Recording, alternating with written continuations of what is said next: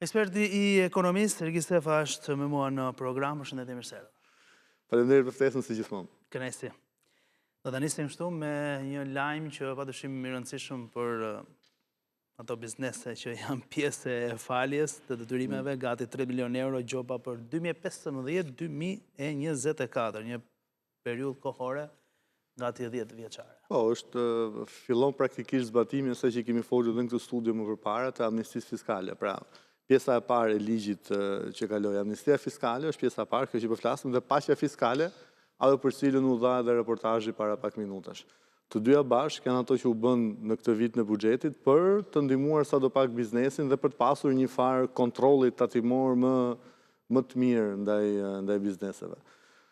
Tani këtu lindi një sër pyetje që i kemi bërë dhe këtu më parë, që çfarë do ndikoj kjo falje e detyrimeve, çfarë impulsi jep në ekonomi dhe çfarë mesazhi jep për ato biznese që kanë qenë të rregulla në pagesat e detyrimeve. Normalisht nuk është një sinjal i mirë, sepse nëse ti ke qenë i rregullt dhe ja ku vjen momenti tjetër që nuk ka qenë i rregullt, i falet, ndërkohë që ti ke paguar ato detyrime dhe ato detyrime ti po të mos i paguaj, mund të përdori edhe ti për qëllime tjera të investimit. Po shpresojmë që kjo të jetë hera e fundit që bëhet, sepse nëse kthehet në normë, pastaj vërtet do të jetë problem. Pse do të jetë problem? Po sepse do japi një mesazh gjithë bizneseve që nuk ka nevojë të jenë formalizuar, mos paguani, sepse mund vi një moment në një fushat të dytë mbas 4 apo 8 vitesh që do ja falim. Edhe do të kthehet vërtet në një problem. Nëse vërtet është hera e fundit dhe me ç'duket nga struktura se si është bërë ligji, duket sikur do jetë më e vështirë për të bërë herë të tjera, por kurrë mos thuaj kurrë në politikën shqiptare. Atëherë ndër vite, por që mënyrën si shkruar nga ana financiare e ligjit duket sikur kjo është hera e fundit, që janë falur ç'është deri në këtë kohë dhe nga tani e mbrapa do duhet të jemi të rregull ose do paguhen detyrimet nëse ti mbar detyrime më pas.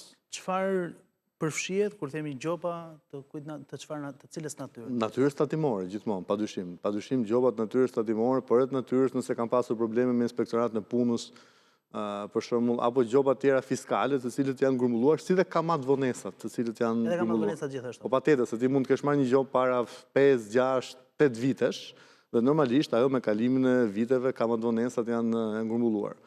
Dhe bëhet fjalë për faljen e këtyre detyrimeve, është faza e parë për këto biznese që kanë gjoba kryesisht të vogla, kryesisht gjoba sepse shuma 39 miliard për sasinë e bizneseve nuk është një shumë e madhe, bëhet fjalë për 40 milion euro për të qenë eksakt, për ta thënë në euro.